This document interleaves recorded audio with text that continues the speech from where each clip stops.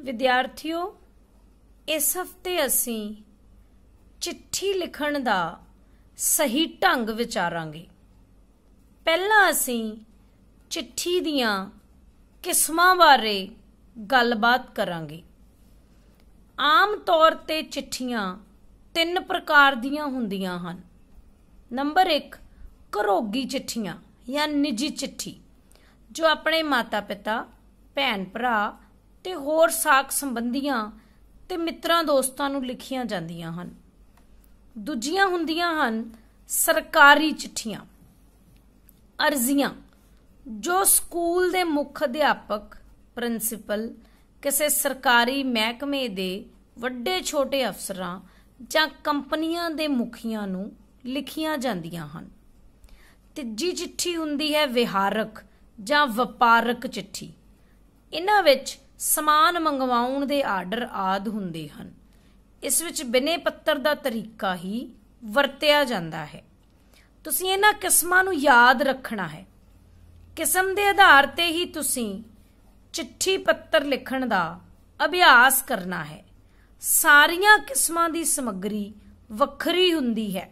तुसीं इस गल दा विशेष ध्यान रखना है। हुण असीं विचारांगे कि चिट्ठी पत्तर लिखदे समय संबोधन किवें करना है। जिसनूं चिट्ठी लिखणी होवे, आद भाव शुरू किवें करना है, अंत भाव अखीर विच की लिखना है। पिता नूं मानयोग पिता जी, आप दा प्यारा पुत्तर। माता नूं पूजनीक माता जी, आप दा प्यारा पुत्तर जां धी। वड्डे भरा नूं सत्कारयोग वीर जी या वीर जीओ, जी लिखोगे तां भी ठीक है, आप जी दा छोटा भरा। छोटे भरा नूं प्यारे सोनू, उत्थे भरा दा नाम आएगा। तेरा वड्डा वीर। मित्र नूं लिखनी है तां मेरे प्यारे बलबीर, इत्थे भी मित्र दा नाम आएगा। तुहाडा जां तेरा मित्र, ठीक है। मुख अध्यापक जी नूं श्रीमान जी, आप जी दा आग्याकारी। कुड़ियां लिखणगियां आप जी दी आग्याकारण। पुस्तकां वेचण वाले नूं श्रीमान जी, आप जी दा शुभ चिंतक। नूं जां धी नूं प्यारी सपुत्री, तेरी प्यारी माता जी। पत्नी नूं प्यारी निर्मल, इत्थे भी पत्नी दा नेम आएगा। सदा ही तुहाडा। ओपरे बंदे नूं, भाव जी नूं तुसीं जाणदे नहीं हो, स्ट्रेंजर है, श्रीमान जी, आप जी दा शुभ चिंतक। वड्डी भैन वल सत्कारयोग भैन जी, आप दा छोटा वीर। छोटी भैन प्यारी सुरजीत। मतलब आप तो छोटे नूं लिखनी है तो तुसीं उसदा नाम लिखना है। जे वड्डे नूं लिखनी है तो सत्कारयोग वाले शब्द लिखने हन। सहेली नूं लिखनी है तो प्यारी कमल, तेरी या तुहाडी सहेली। किसी अफसर नूं लिखनी है तो श्रीमान जी, आप जी दा विश्वास पात्र। किसी दुकानदार जां व्यापारी नूं लिखनी है तां भी श्रीमान जी, आप जी दा शुभ चिंतक। तुसीं इन्हां संबोधनी शब्दां नूं चंगी तरह याद करना है अते अपनी चिट्ठी विच सही तरीके नाल वरतों करनी है। हुण तुसीं विचारे गए तरीके नाल अर्जी लिखोगे। जिवें सेवा विखे जमात अध्यापिका ji, tender heart school, sector 33B, Chandigarh, डंडी। एक लाइन छड्ड के श्रीमती जी या श्रीमान जी। तुसी जमात अध्यापिका नूं चिट्ठी लिख रहे हो अर्जी तां श्रीमती जी।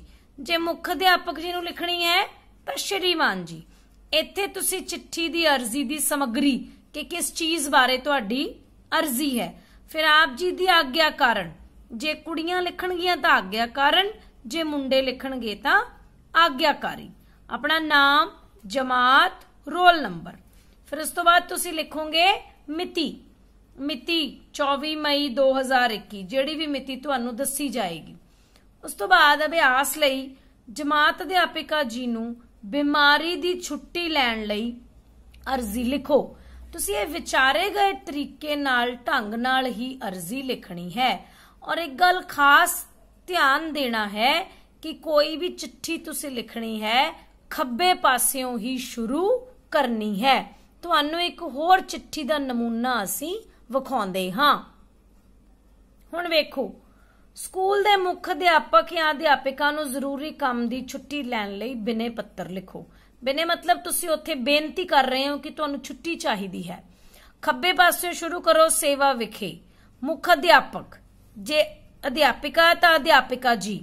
ਤੁਸੀਂ ਜਿਹੜੇ ਸ਼ਬਦ ਜੋੜ, ਕਈ ਵਾਰੀ ਅਧਿਆਪਕ ਦੇ ਜਿਹੜੇ ਸਪੈਲਿੰਗ ਹੈ ਤੁਸੀਂ ਗਲਤ ਲਿਖਦੇ ਹੋ, ਤਾਂ ਅਧਿਆਪਕ ਦੇ ਜਿਹੜੇ ਸਹੀ ਜਿਹੜੇ ਸਪੈਲਿੰਗ ਹਨ ਉਹ ਤੁਹਾਡੀ ਚਿੱਠੀ ਦੇ ਹੈਡਿੰਗ ਵਿੱਚ ਹੀ ਲਿਖੇ ਹੋਏ ਹਨ। ਉਸ ਤੋਂ ਬਾਅਦ ਸਕੂਲ ਦਾ ਨਾਮ, ਸ਼ਹਿਰ, ਫਿਰ ਉਸ ਤੋਂ ਬਾਅਦ ਵਿਸ਼ਾ ਵੀ ਲਿਖੋ। ਜ਼ਰੂਰੀ ਕੰਮ ਦੀ ਛੁੱਟੀ ਲਈ ਬਿਨੇ ਪੱਤਰ, ਸ਼੍ਰੀਮਾਨ ਜੀ, ਸ਼੍ਰੀਮਤੀ ਜੀ। ਉਸ ਤੋਂ ਬਾਅਦ ਤੁਸੀਂ ਆਪਣੀ ਚਿੱਠੀ ਜਿਹੜੀ ਹੈ ਉਹ ਸ਼ੁਰੂ ਕਰੋਗੇ। ਇਹ ਬਹੁਤ ਲੰਬੀ ਨਹੀਂ ਹੋਏਗੀ। ਬੇਨਤੀ ਇਹ ਹੈ ਕਿ ਮੈਨੂੰ ਅੱਜ ਘਰ ਵਿੱਚ ਕੋਈ ਜ਼ਰੂਰੀ ਕੰਮ ਪੈ ਗਿਆ ਹੈ, ਇਸ ਲਈ ਮੈਂ ਸਕੂਲ ਹਾਜ਼ਰ ਨਹੀਂ ਹੋ ਸਕਦੀ। ਕਿਰਪਾ ਕਰਕੇ ਮੈਨੂੰ 1 ਦਿਨ ਦੀ ਛੁੱਟੀ ਦਿੱਤੀ ਜਾਵੇ। ਧੰਨਵਾਦ ਸਹਿਤ। ਹੁਣ ਜੇ ਇਹ ਕੁੜੀਆਂ ਵੱਲੋਂ ਲਿਖੀ ਜਾ ਰਹੀ ਹੈ ਤਾਂ ਆਪ ਜੀ ਦੀ ਆਗਿਆ ਕਾਰਨ, ਔਰ ਜੇ ਮੁੰਡੇ ਵੱਲੋਂ ਲਿਖੀ ਜਾਏਗੀ ਤਾਂ ਆਪ ਜੀ ਦਾ ਆਗਿਆਕਾਰੀ। ਤੁਸੀਂ ਇਸ ਤਰੀਕੇ ਨਾਲ ਸਾਰੀ ਚਿੱਠੀ ਜਿਹੜੀ ਹੈ ਉਹ ਲਿਖਣੀ ਹੈ। ਖੱਬੇ ਪਾਸਿਓਂ ਹੀ ਚਿੱਠੀ ਸ਼ੁਰੂ ਕਰਨੀ ਹੈ। ਇਸ ਦਾ ਬਾਰ-ਬਾਰ ਅਭਿਆਸ ਕਰਨਾ ਹੈ ਔਰ ਚਿੱਠੀ ਲਿਖਣ ਦਾ ਸਹੀ ਤਰੀਕਾ ਹੀ ਅਪਣਾਉਣਾ ਹੈ। ਧੰਨਵਾਦ।